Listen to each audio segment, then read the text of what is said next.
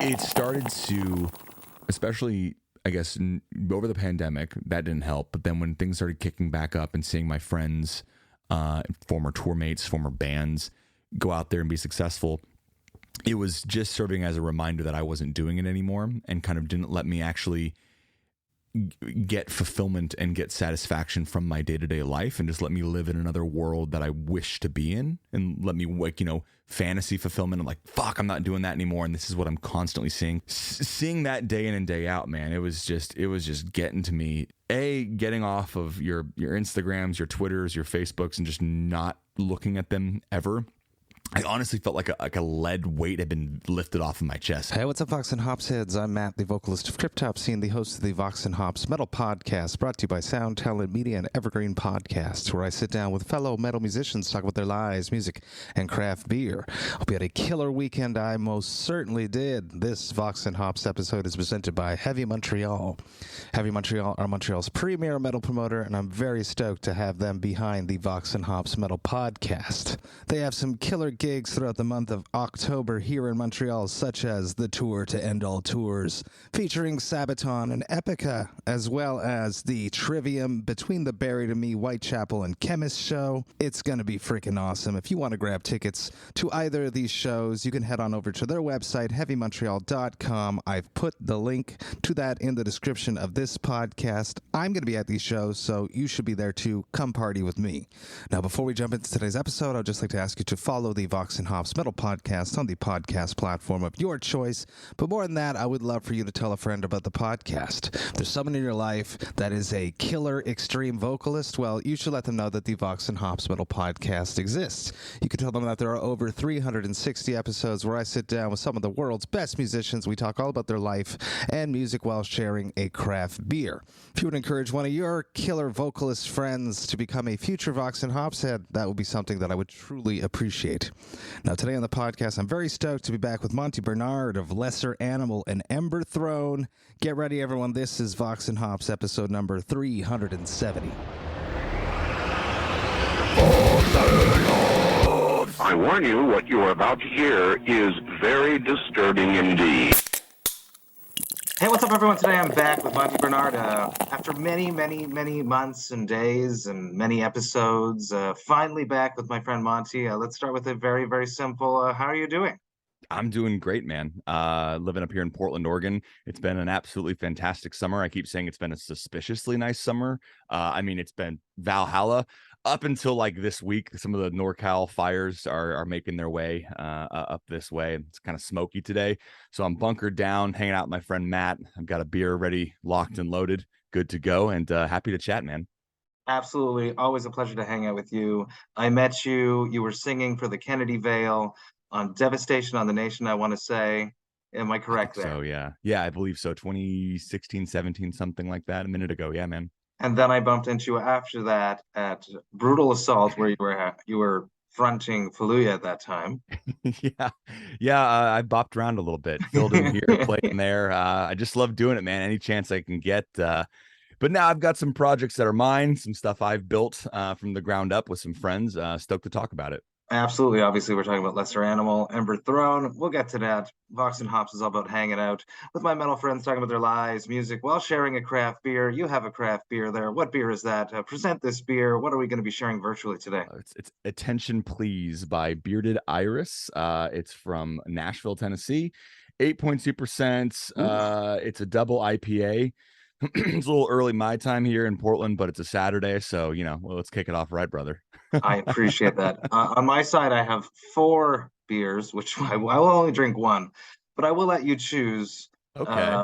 Very special beers that I just released. Some of them are actually going out into the world. Others were just for Brewtal Montreal. That happened last week here, where Deicide, Cataclysm, and Inhuman Condition played. Undeath were supposed to be on the bill, but sadly they could not be there. Heavy Montreal presents Brewtal Montreal. Very stoked about that. So I have 4 beers. I'll let you choose. There is the festival beer, which is the Vox&Hops collab that came out. Wow. It's a light Czech lager collab from Lepotskaya. Killer stuff. I was actually hanging with them yesterday at Oktoberfest in the Nepomuceni. Very good night there too. There is the beer that was created for the band that could not be there. Undeath's collab with Le Fermentor. Cheers to Le Fermentor. I was hanging out with them last night at the Oktoberfest in Rapunzel 2. This is Ryze from the Grave. This is an Nice. 8% Belgian double. There is Serenity and Fire from Cataclysm, the collab with BG Brasserie Urbaine. This is a 5.5% New England Pale Ale. And there is the beer that sold out the fastest at the show, Deicide's Legion Lager from Overhop Canada. I can't love Overhop Canada enough. I was hanging out with them last weekend at Chambly Beer Fest here in Quebec. So what should I drink here? Be nice to me. It's not as early as it is for you, but I am feeling crispy. Go for it, man. Go for it. Perfect. They all look amazing. That Deicide beer, especially. I gotta order some of this stuff. It doesn't exist. It was just for the event. The only one that actually truly exists. They're actually rebrands, and I couldn't say that on the podcast. It's my podcast. Basically, it's a rebrand of a beer that they already made, and they just put it in a different can or put a new label on it. Okay. But this one was created for the event, and I'm proud of it. A light Czech lager, a Sveti. I always fuck this up. A Světlé Výčepní. Sveti's Výčepní. All my Czech fans. Once again, this is the second episode in a row that I'm drinking this, and both times I massacred the name. It sounds delicious. It sounds delicious. From the night that sounds like you had last night, that's going to be a nice start to the day. It's not going to be too rough, not going to be too brutal. I had a great time at Oktoberfest in Rapunzel yesterday, and I drank low ABV beers all night, and that's why I woke up feeling great. I'm going to pour this out, and let's start with another shitty topic, but I think it's an important topic. It's how did you cope with these glorious years that we've been separated? Oh, these fun times. The year of 2020 and then 2021, half of 2022, but it sounds good. You said that you've had like a suspiciously very zen summer. So talk to me about these times since the last times we hung out, basically, because we hung out in 2019, right before when we recorded episode 30 of Vox&Hops at Belmont Station in Portland. You came, you picked me up on the aborted run. You took me to Belmont Station. We enjoyed a killer beer. I think it was Modern Times, if I remember, a rye IPA, I want to say. And it was raining like fucking crazy, and we had a good time. So a lot has happened since then. Which makes a lot sense has to me. happened. So take me through these years and coping with everything that went on in the world. Yeah, man, definitely. I mean, like everyone, I think it's been kind of a roller coaster with the ups and downs and the bullshit when it hit the fan. There it is. That looks so delicious in the Vox&Hops glass as well, as it should be. I gotta order me some of those, man. I gotta order me some of those. No, it was definitely, a roller coaster like everyone. Luckily, my job, I work for a company, I do marketing and sales for a company that does expense reports and business travel. So we definitely took a hit, but there were no layoffs. I can work remotely, and now it's kind of solely remotely. So it was not business as usual. There's a couple things we had to pivot on, but for the most part, apart from kind of slight changes work-wise, didn't really change that much. But through that all, it kind of spurred the inspiration with myself, my friend Martin Bianchini, Quentin Garcia, and Gabe Sieber, who's a friend of the podcast, of course. To start something new.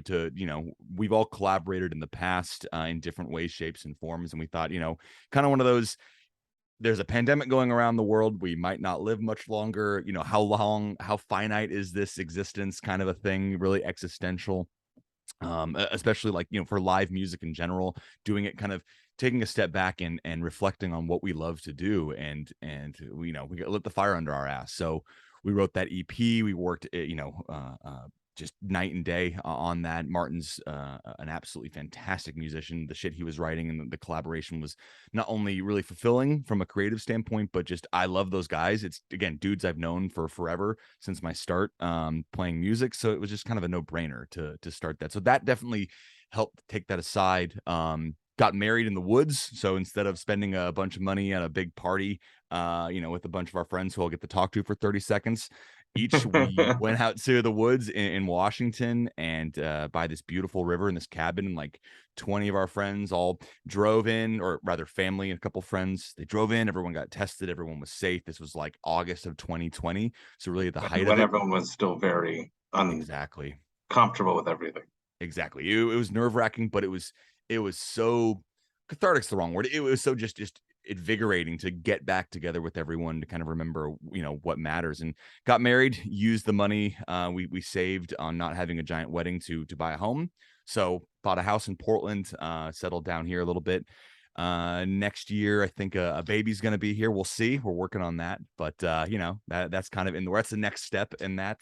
But yeah, man, it's definitely a time of reflection, definitely a time of kind of understanding what means the most and what, is valuable in life. So again, with everyone, it's been a roller coaster. It's been a lot of ups. It's been a lot of downs. Definitely had some mental health issues over the last 2 years, like everyone. But coming out the other side, feeling really, really good, and got two new projects that I could not be more excited about. It's awesome that a global pandemic is what spurred you to come back to music, because the last time we spoke, you were just sort of taking a break. You were very busy with your podcast, which is a podcast that definitely inspired me to start a podcast, Casting Metal, and then you had a website going as well. And then it took you to realize that everything was gone, how finite everything is, for you to get back into performing and creating and being on that side of the musical spectrum again.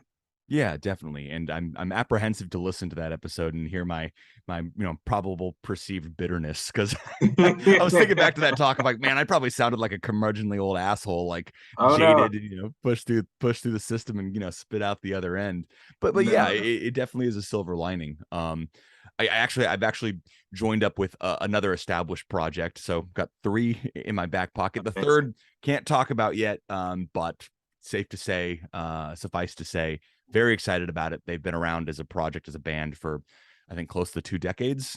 So I'm very excited to I'm working on new music with them as well. So I got my local project, I got my homie project that will do some stuff. So I got 3 part-time things going along, and just I'm happiest when I'm creating. I'm happiest when I'm working in the music that I love, and just reflecting and understanding that, and just going full bore as much as I can.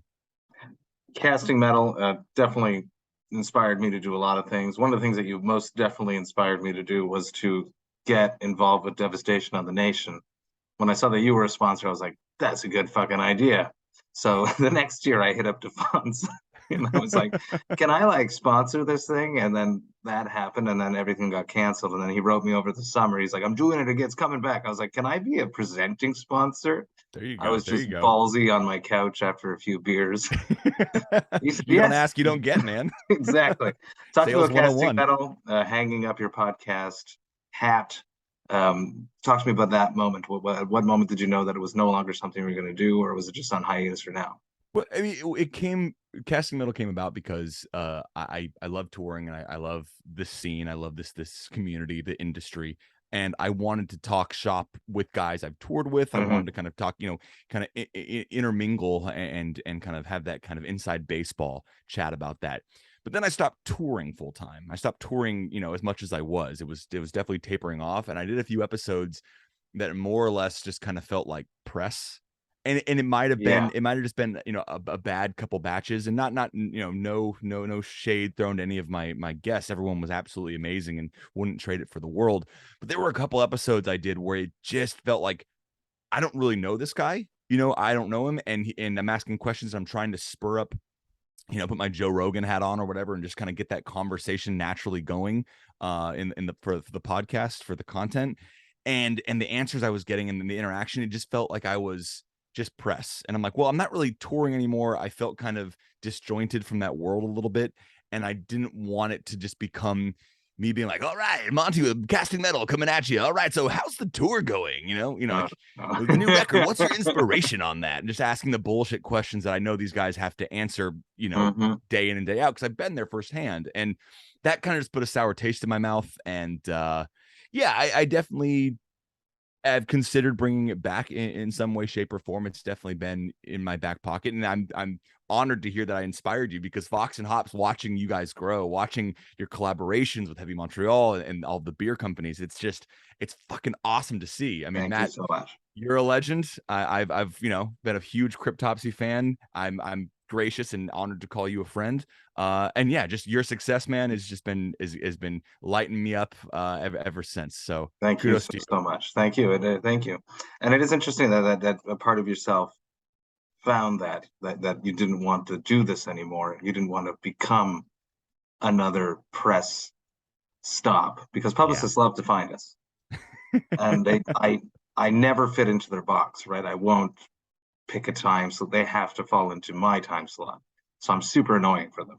That's good. That's good. Keep them on their toes. And then so many podcasts started during the pandemic, but you came to the point where you're like, I don't want to do this. I don't want to be that press stuff. Looking back now, I think I kind of, it's, interesting. Obviously hindsight's 2020, but it's like I got ahead of the curve. So I dropped it. It's like, not smart, not a good business decision. But I mean, I'll be frank with you, man. There was definitely some, identity disassociation issues. Like I turned 30 and was, living with my girlfriend and a bunch of roommates and just not doing good financially and just, prospects, career, money wise. And I ended up getting the job I have now, which I love. And I've grown as a career in the last 4.5 years and could not be more grateful for. Enjoy every minute of it. It's definitely been a learning process. And again, very grateful for it. But it was very much an identity disassociation thing. Like my whole identity was, for my 20s at least, was doing that, was trying to get to that point of nationally touring and moving through that and being in this community and working with this industry and being in this tribe. And then it kind of felt like I turned my back on it, when I had to go, I'm going to go get a 9-to-5. And a lot of it, I'm sure, was in my head. A lot of it, I'm sure, was just kind of fabricated by my own, mental state. But that definitely attributed to, maybe that in tandem with having those interviews, just feeling like I'm not really a part of that anymore. It didn't feel like I was in that. So I felt kind of like an outsider trying to, I don't know, a lot of shit there. I have a great therapist. Shit helps, but I'm in a really good place and, kind of come out the other side. And I feel very balanced. I feel very fortunate. That does make a lot of sense then. And I was going to say you felt like an outsider. You were no longer talking to your friends backstage. You were that person that showed up and was on the person's schedule. Yeah. And they had to leave their friends to go with you because a publicist or someone higher up told them to do that. Yeah, an obligation. I can understand that. And I used to do this kind of thing. Yeah. Like, oh yeah, I was in that band or whatever. Like, I don't know, that's you were in all the bands though. But I think Gabe has that crown, but I will happily be his sire to that. I'll On to more fun things. A question I never asked you that I love to dig into, and you get like a clearer picture of, and I'll say it out. Actually, this is why I ask this question. I ask it all the time, and not many people know why I ask this question, but I'll say it now because I love to find out about people's youths. And this is a perfect question to dig into many different aspects of that. Is when you were at home, when you were growing up, what music was playing when you were not in control of the music? What music did your parents or guardians listen to? Oh, I love that. My dad is a huge music fan. I've always kind of been surprised he never played music because he was so into his stuff, but he was into more eclectic stuff, like anything from your kind of run of the mill stuff like the Cure, the Smiths, the Clash. But he also got into like Echo and the Bunnymen. He got into, he played a lot of Frank Zappa. He played a lot of, I'm forgetting, I'm sure a few. Tom Waits. He definitely was into Tom Waits. I mean, my dad's still alive. He loves all that shit. And anytime I'm at his house, it's always his music. And it's like, oh my God, Dad, come on. Like a lot of old country, but a lot of he still listens to that music. Yeah. I mean, God bless him. He has a great taste in music, and he definitely, showed me a lot. He showed me Smashing Pumpkins for the first time. Really? My first concert when I was 7, he took me to see the Smashing Pumpkins at an arena because I heard Zero and was like, what the fuck is that? And he took me attitude. It was the attitude that I remember being so enthralled with that attitude for some reason. Yeah, and then the double CD jewel case with I can still remember every inch of that thing. So there was a lot of that. The Cure, the Smiths, a lot of the new wave stuff, New Order, Depeche Mode. I hear the Violator, that whole record by Depeche Mode, and to this day, man, it takes me it takes my mind back. That's like the strongest tie to my childhood. Like I can remember being 8 years old hearing the synths on Violator. Like it's a eerie thing how strong that specific record, because my dad listened to that over and over and over again.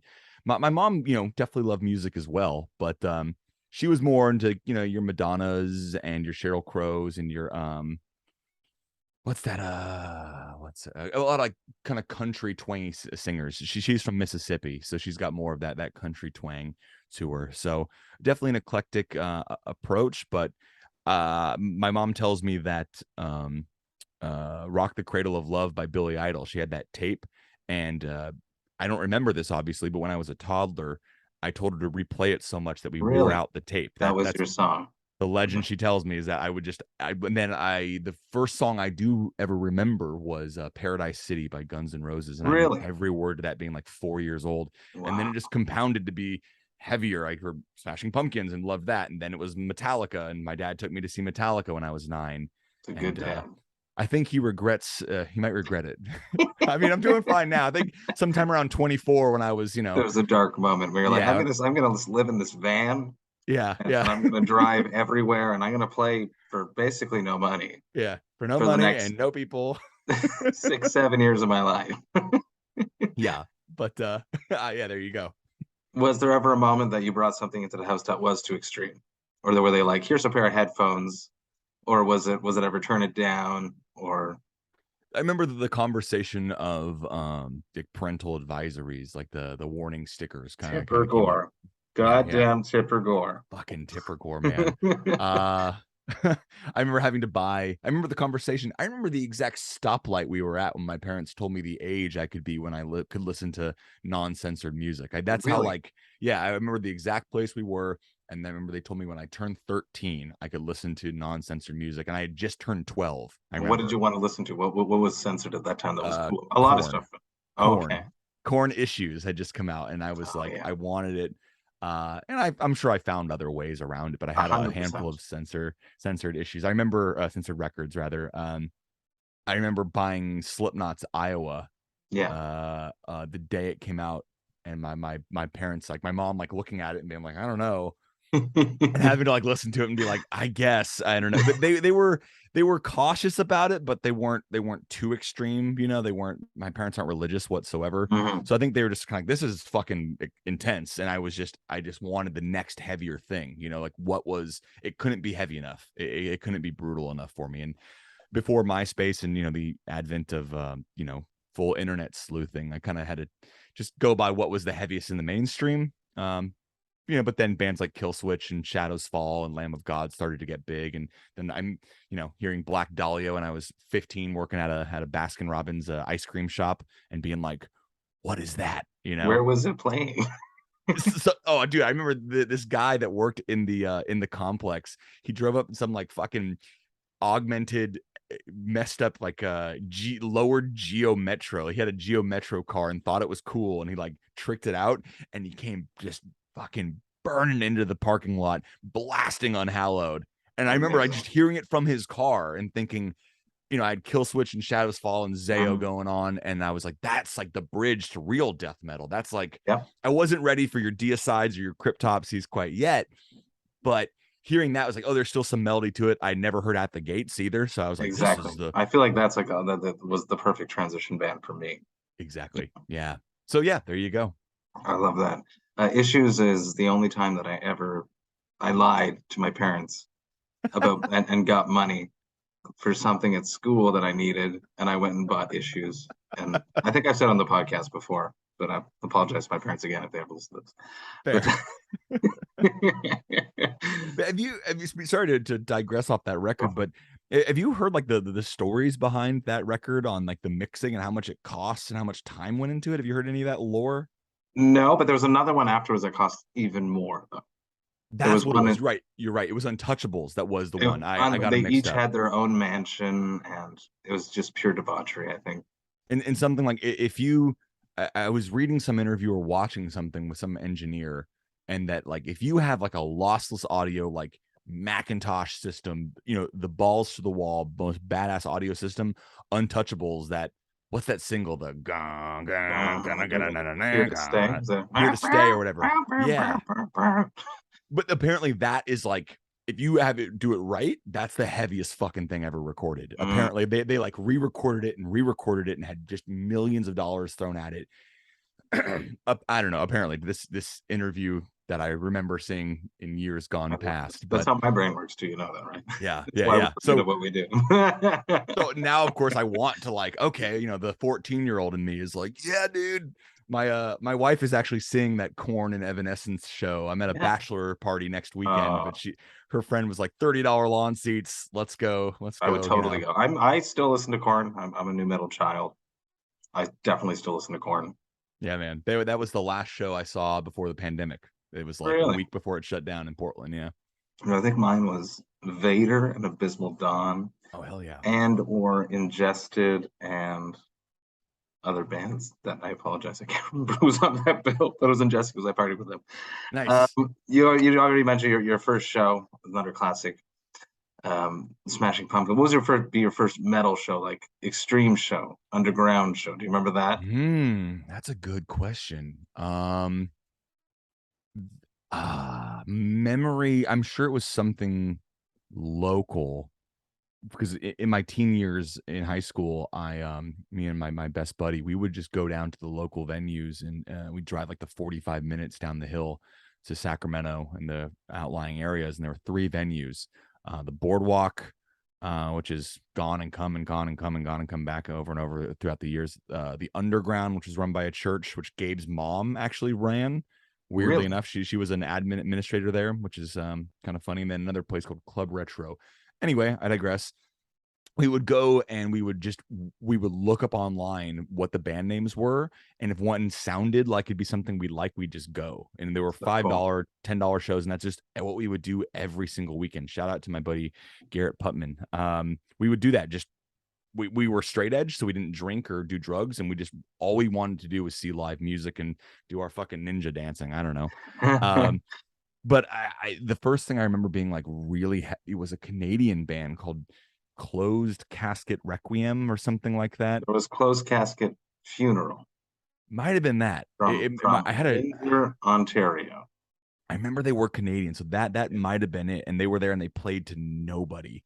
Wow. But I was like, Closed Casket, like that sounds hard. So we went, and I remember being like, it was that, in that era where like metalcore was kind of dancing with death metal a little bit. There were little elements like deathcore. All Shall Perish really hadn't popped off yet. Elysia was that West Coast band that I kind of came up with that got weirdly huge when they were all like 18, 19, doing full US tours and just packing out places all across the country. That's cool yet scary. Yeah. It's a big thing for an 18-year-old to do. Seriously, man. I think maybe we talked about this, or I know I've talked about this before on something, but just the fact that like back in the day where metalcore and deathcore, and I guess it was kind of when death metal had kind of taken a lull and it was coming back in that way, whereas like the national bands would be opening for the local heroes. And that's just such a weird foreign concept to us now of like, no. This scene is so young and so, new and so green that your local band that only has 5 songs that can somehow pack out your local venue not every single, but maybe once or twice a month, playing the same 5 songs. The national band, like Carnifex, came through and opened for our local, like, headliner Catherine, unbelievable, Ryze Records, and it was crazy. I remember going down there and marveling that we would stand in line once a month or so, maybe a little less, every 6 weeks or whatever.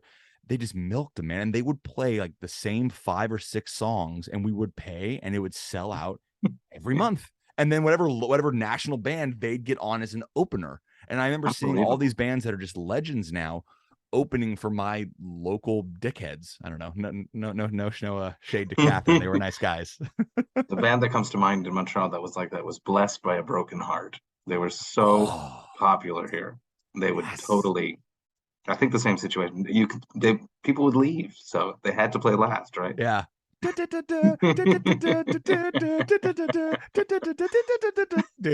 I'm gonna spin that the second we get on this call. I loved that record, man. I should get them on. There was the big with Tyler, I think his name was. Anyways, 4 years old, you learned Paradise City, full lyrics. I always wanted to be a singer. I knew that at a very young age that I wanted to perform. If you're singing at 4 years old like that, similar paths, I imagine. Do you remember your first time on stage? Yes. I very similar. I remember I have a very vivid memory of like having an aspiration, having like a goal, a dream. I think I saw like Lenny Kravitz on like American Woman or Gotta Go My Way. Are You Gonna Go My Way? Yeah, And thinking cool. he was the coolest motherfucker I'd ever seen. He was And I Tom remember, Petty. oh, Tom Petty, yeah, dude, yeah. I like foresaw a future where I somehow looked like Lenny Kravitz, which I don't. And I have this vivid dream, this memory. I don't think I've ever told anyone this actually. Where I was like in like a radio studio. I was in like a radio, like just a, DJ booth or whatever, and told the DJ to like dedicate my song to my mom. I was like 5, and that I had like the necklaces, the vest, and the guitar on me, and my aspiration, my dream. So yeah, from the very beginning, my first time on stage was playing guitar in a talent show, and we played "Smells Like Teen Spirit." And Really? I looked like Kurt Cobain because I had the long blonde hair spread down the middle, like the very Backstreet Boys kind of long hair. And that was choice, and no choice. And I couldn't sing worth a damn, so we tried me singing, and I just couldn't do it. So we just played instrumentally. Oh, really? That bad. But then, in the coming months after that performance, I wore a Slipknot shirt to play a Nirvana song, which is funny as a 12-year-old. Cool. But then in the coming months, we started covering like Nerve Agents and AFI, and we playing those songs. And I started just yelling. I started screaming, doing harsher vocals, and they were like, "Man, you sound really good." And then 20 odd years later, here I am. So that was the spark that like, oh, they told me I'm good at that. I was never a great guitar player, but I could sound really mad. So there we go. Well, you definitely have sang for lots of people, as I'll mention again, but now you are singing for 3 projects, 2 that we can't talk about: Lesser Animal, Emberthrone. Let's talk about those right now. Yeah, man. The excitement of having a pandemic inspire you to come back creatively. To talk to you, you've mentioned that before. So talk to me more about each of these projects. What differentiates them really? What's the purpose of having 2 projects?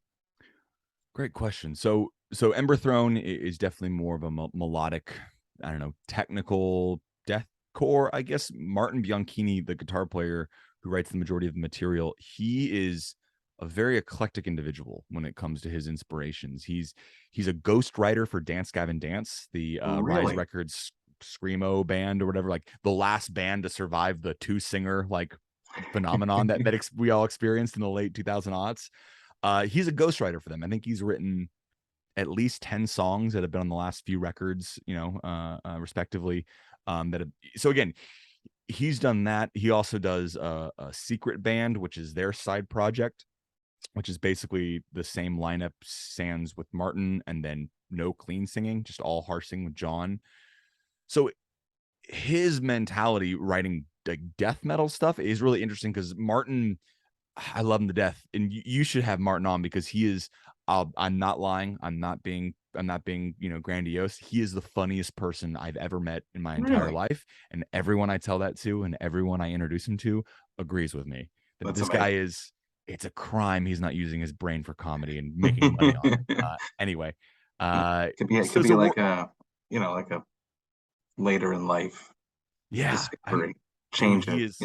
Midlife crisis is the word I'm looking for. In a writer's room. I mean, he should be in like a comedy show writer's room, like punching jokes. Because like, I kid you not, like we were in a project together back in the day in our early 20s, our local Sacramento band called the Antioch Synopsis, because it was trendy to have band names that you couldn't pronounce and no one could remember. But we were in that project and we did some runs of shows, and he would make me laugh so much.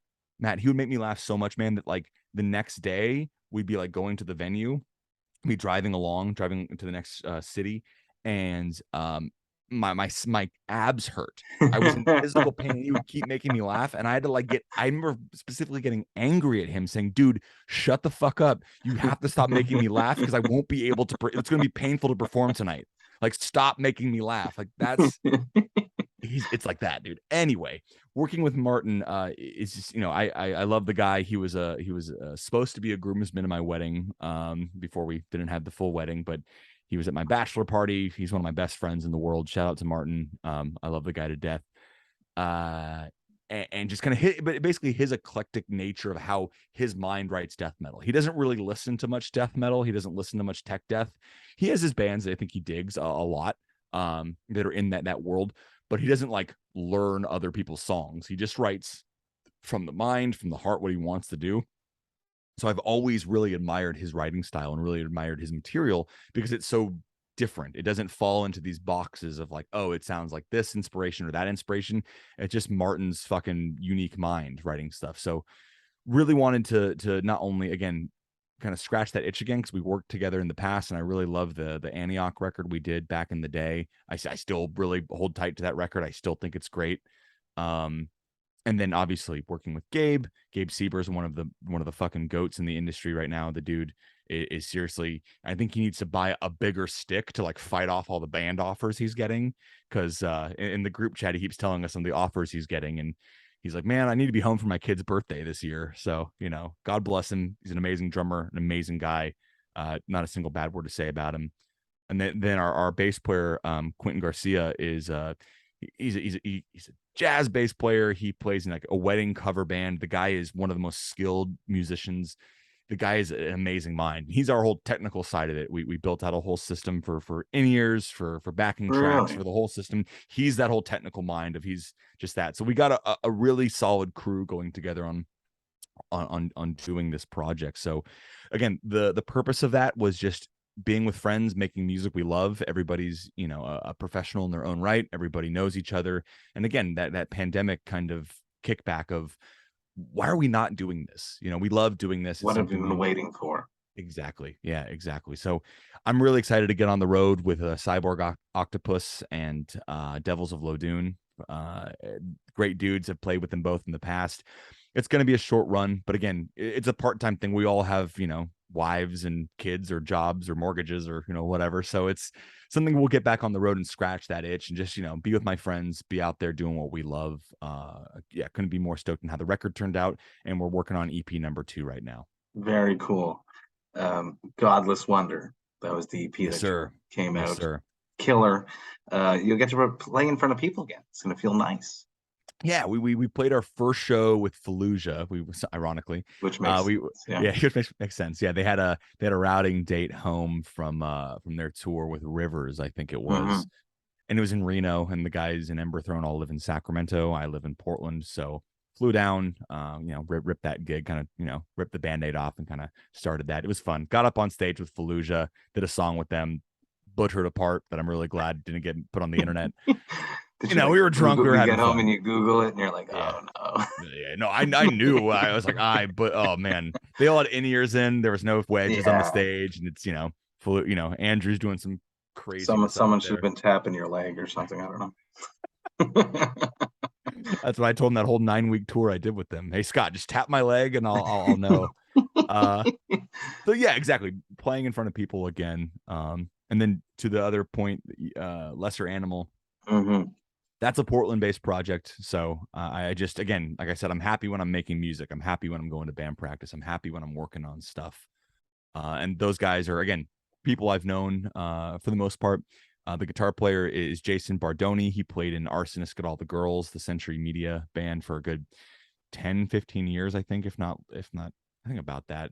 But him and I have been buddies ever since back in my Antioch days. I think we opened for Arsonist, and him and I just hit it off, and we've maintained a friendship. And now he lives in Portland with his wife. He's got 2 kids. So we wanted to do that. The drummer is a Portland staple named Duncan, who he played in American Me, which is a Ryze Records band. He's played in a bunch of projects. He plays in Sacrificer, which is Jamie Hanks from I Declare War's side project. You know how it is. It's all incestuous in the local scenes. If you're reliable, you're gonna be called. Exactly, man. And then our bass player is a wonderful guy named Shay, who he's a company called This Heavy Earth that does guitar and bass pedals. And he's been creating custom pedals for Kurt Ballou, for Will Putney, cool. for lots of really cool bands. So, it's another group of assassins, a really, solid dudes in the Portland scene. Our first show is next week. So I was in band practice last night. It's grindy. It's brutal. It's for fans of Nails, Nasum, Agoraphobic Nosebleed, Napalm Death. really brutal, really fast.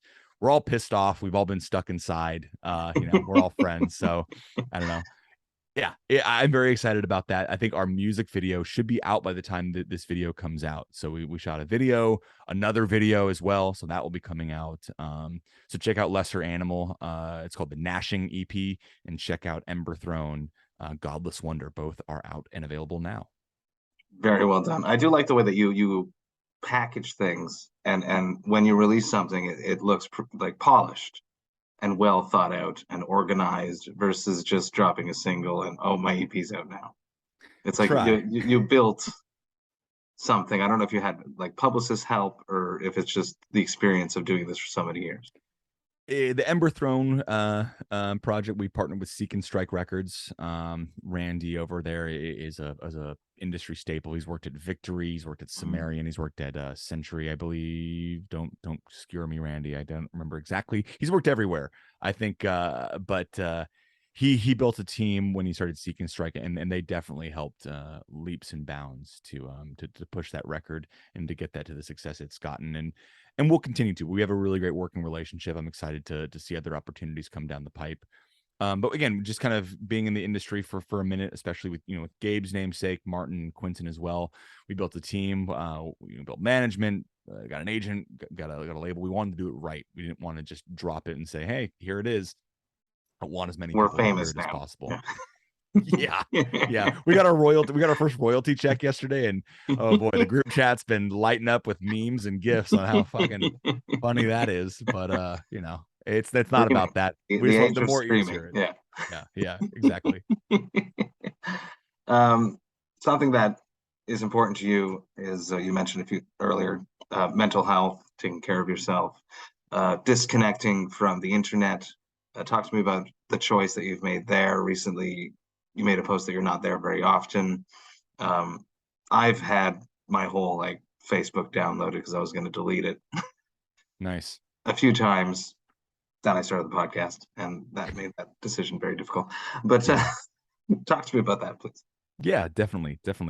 I mean, over the pandemic, we were inside so much. Obviously, you got, you can find other hobbies. Obviously, I started a few hobbies, or rather refired up a few hobbies. But at the end of the day, your social media is always there. It's always there. It's just constant. The dopamine slot machine hooks get their fuckers in, and it started to, especially I guess over the pandemic, that didn't help. But then when things started kicking back up and seeing my friends, former tour mates, former bands go out there and be successful, it was just serving as a reminder that I wasn't doing it anymore, and kind of didn't let me actually get fulfillment and get satisfaction from my day-to-day life, and just let me live in another world that I wish to be in, and let me fantasy fulfillment. I'm like, fuck, I'm not doing that anymore. And this is what I'm constantly seeing, because my whole social media is just people I've met touring or playing music, or just friends in that realm who are into that.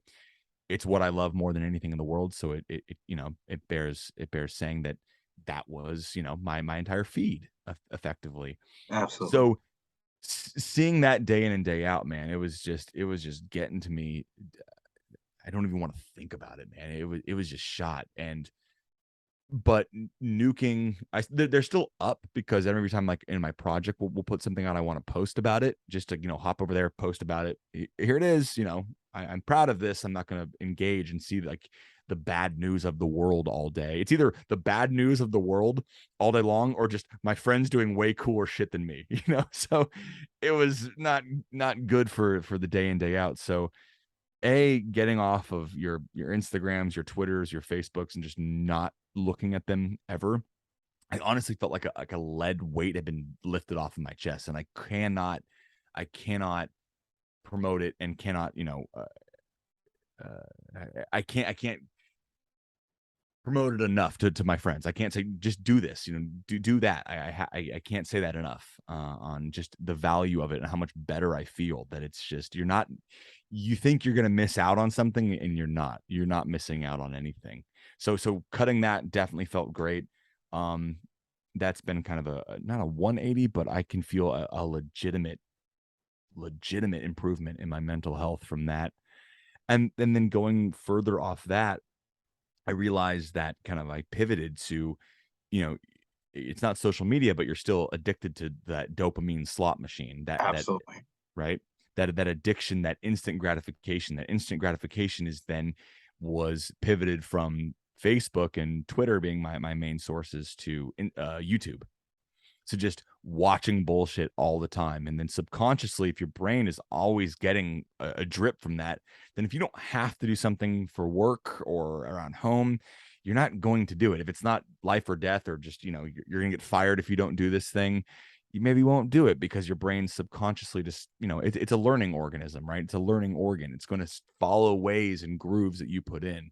So I've recently, I made it a point to cut back on a lot of that stuff. Every once in a while, I'll just try to do a dopamine detox where I don't look at anything recreational. I don't look at anything YouTube. Read books, drink tea, go to the gym, and try to be productive at work. And I know I sound like a fucking douchebag, just being like, like, oh, you got to work harder and do that. But just kind of just taking that step back and seeing the forest for the trees, because I'm not ashamed to say, dude, I was like a legitimate addict on that shit. It was really, really bad. Like my productivity at work, my productivity in day-to-day life was just taking a complete nosedive. So finding that balance, I think, is paramount to not only your mental health, but just kind of advancing in life. And I have hope for like the next generation of kids who have a little more access to it, and they understand that it can be poisonous, it can be bad, and not just falling into the trap like, say, we did because we came up with it. We didn't know the pitfalls or the dangers. So that's a long diatribe, but long story short, I feel better towards the end of it, in a good place. Hopefully this pandemic is pretty much over, and we can rip some gigs, I would like that very much. Very, very, very much. You are right about everything you said, that it is a trap. It is. It's meant to keep us there scrolling as long as we can. And it is true. I'm lucky I have the podcast, but watching friends announcing tours, being out there. But we also know this, but we still fall into the trap of people only post the best stuff of their day, right? So absolutely, we're not seeing. Well, sometimes it's funny too to post the toilet covered in shit that you have to squat over. I don't miss those. Yeah, there you go. But like living vicariously through Ollie, as an example, from Cryptopsy, because he's on tour with cattle all the time, I can definitely see that feeling of jealousy, let's say, and feeling of, I wish that was me. And then that causing, had I not seen it, I might have not had that moment of negativity, and I would have had more positive mind space to do something more creative for myself, for my family, for my work.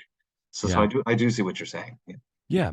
And I mean, to that point, like the jealousy aspect is obviously a natural human emotion, right? But it's like if Ollie were to come over and have a barbecue and have a beer and hang out, and he could tell you about this amazing tour he was just on, and you can have that connection. Completely different, of course. But it's like, and obviously you're happy for your friend, you're happy for your bandmate. I fucking love Ollie. I got bass lessons from Ollie over the pandemic because I learned to play bass and did a record on that because, nothing else to do. So Ollie's a fantastic human being. I love him, and I'm so happy that he's killing it with cattle decapitation. But you're right, where it's like, if you just see a constant stream of, hey, I'm doing great. Hey, I'm doing great. Hey, I'm doing great. The world's on fire. Hey, I'm doing great. Hey, I'm doing great. Fuck you, everyone's dying. Hey, I'm doing great. Oh my God, this has been amazing. I feel really sad now. Yeah. It's like there's my life is no good. I guess the world is ending. Dude, I just want to if I get back on social media, I want to make friends with like 60-year-old women who just share recipes, and like, I saw a squirrel outside today and fed him some corn nuts, and he was really friendly. And here's a picture. Here's my dog. Like, oh yeah, Cheryl, that's great. A little wholesome shit, I get old, I get soft, I guess. Anyway. I did see Ollie last weekend at Chablis, the beer fest in Chablis. Nice, very nice to hang out with him at Le Fermentor. It was very nice to see him because he's not here very often. He's always somewhere else, so it's very cool. Going, man. Yeah. And I'm sure you've talked about it on the podcast prior, and I apologize if I'm treading on ground that's already been covered. But any Cryptopsy updates you can talk about? We have a new record that is just about finished that will come out probably next year on a label that I cannot announce because we haven't announced it, and that's what I've been saying for about a few months now. But Fuck yeah, man. Dude, tell them suffering still, man. Like, but both books We're doing a are full my length though. Full length this time. Yeah. And it's yes. I'm in the band, so I'm really biased, but it's pretty good.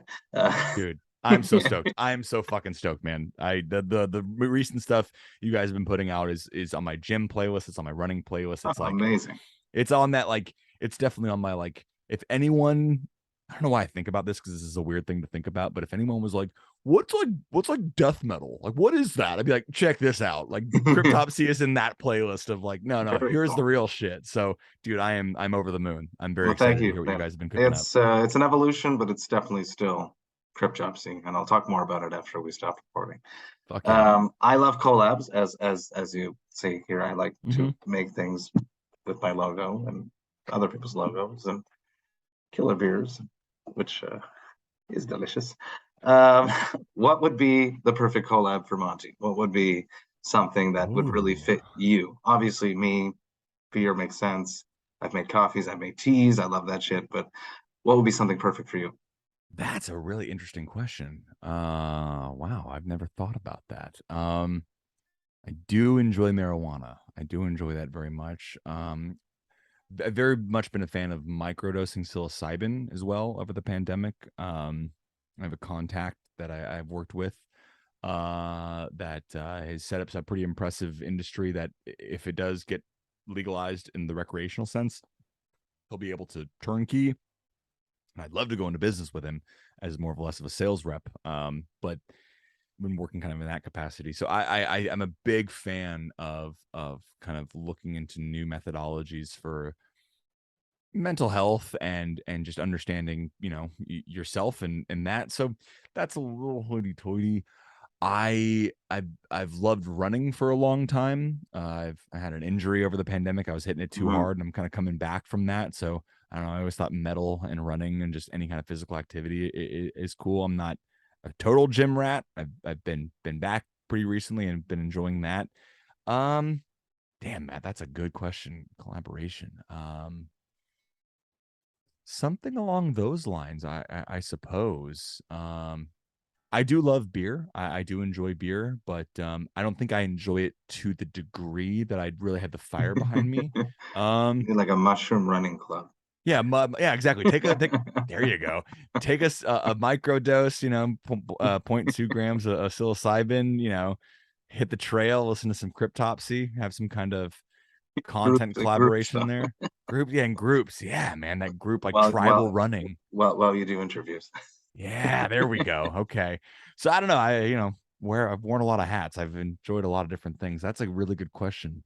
Yeah, I don't know. I might have to come back to you on a hard line answer there, but something in that realm. I mean, I guess the easy answer is just maybe low THC cannabis that you can enjoy time with friends, because cannabis is great. It's fun, but if you're hanging out with friends smoking weed, you get a little too toasted. You don't want to be barbecued on Mars. You don't want to like split the veil between the next dimension, get high and not be able to have a conversation. But having that social lubricant of some lower THC, high CBD, I don't know. I think there's a market for that, where people who don't want to get stoned. So too. It's totally happening in the beer scene. So the whole low ABV thing. So yeah, low THC, where you can enjoy what you enjoy, but still be social, and it's not crippling you with anxiety. Exactly. What's your experience with cannabis, Matt? I used to enjoy it very much, but I do not do it very much at all anymore. Okay. I've heard, is it one of those cases? I've heard multiple use cases where people enjoy weed until they don't at all anymore, because it, like, a switch flips and it gives them anxiety or something. That is what has been happening. Yeah. Recently. Yeah. It's the opposite of what it used to do. Yeah. Interesting. Yeah. I'm really hoping that doesn't happen to me. One last question. I didn't get to ask you my classic wrap-up question last time we had it, because I hadn't invented it yet. Back on episode 30, it didn't exist. So here we go. Probably doesn't happen to you very often because you're very busy working, getting married, buying a house, recording multiple projects, a secret project you're going to tell me after we stop recording. But every once in a while, it happens to everyone. What is your hangover cure? Oh, Hangover Cure. I have a Mexican food spot that's, like, I'm not kidding, 5 minutes away from me by walking. Perfect. It's like Oh, it's yeah. down the street and around the corner. And the breakfast burritos. Oregon's not known for our Mexican food. California down south is where it's at, and it's kind of my Twitter bio for the longest time. I think it's still up there. It says, "I'm forever searching for the perfect breakfast burrito." That's like my favorite. It's the perfect But food. you found it. But I found it. Honestly, a low THC joint, a breakfast burrito, and Seinfeld. Yes. That's it. See, that's I would come on that party. There you go. Seinfeld is a great hangover. It is. Lull. It's just, yeah, it's Because it's great. familiar. There's going to be no surprises. You're comforted, and you're like, background noise. it's amazing. That's great. I agree with that 100%. No one said that, and I totally agree with that. Monty, it's been great. Silly that it's taken this long to hang out again. Seriously. I'm happy that we did. Everyone, please go check out Lesser Animal, Emberthrone. Do it. Go to those shows if you can with Cyborg Octopus. It will be coming up in the next week or so when this episode comes out. I had a blast. I hope you did. Massive cheers to you, Monty. I can't wait to do this face-to-face soon, please. Very soon. Cheers, Matt. Thanks so much, man. Hey, thank you all so much for listening right today. You know that I love and appreciate that. Man, I love hanging out with Monty. I could just listen to him talk forever. First off, he has a beautiful sounding voice. What an amazing voice. It's very soothing. I like it. And more than that, he's very inspiring. Everything that he said about disconnecting from social media to make himself better, to getting back into music, to being more focused in life.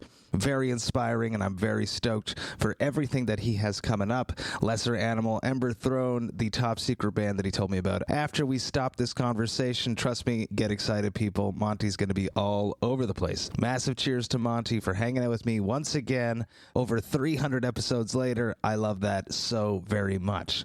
Now, if you enjoyed this Vox&Hops episode, you should sign up to the Vox&Hops Metal Podcast mailing list. You can do that on my website, voxandhops.com. That's VOXANDHOPS.com. And when you do that, you shall receive one email a month that contains all of the details of everything that's been happening in the world of the Vox&Hops Metal Podcast. You'll get to see which episodes I've dropped recently. You'll get to see which episodes I have coming up. You'll get to see which albums the Vox&Hops album review crew have reviewed recently. And you'll hear about any projects that I have in the works before I announce them to the public. You also get to see which albums Jerry Monk, the metal architect himself, is added to the Brewtal Awakenings playlist. There is a lot going on in the world of the Vox&Hops Metal Podcast, and I'd hate for you to miss a single thing, so please sign up to the mailing list. The Vox&Hops Metal Podcast is brought to you by Sound Talent Media and Evergreen Podcasts. I will be back next week with yet another Heavy Montreal Presents Vox&Hops episode, but until then, remember to enjoy life, metal, and craft beer. Cheers, Vox&Hops heads.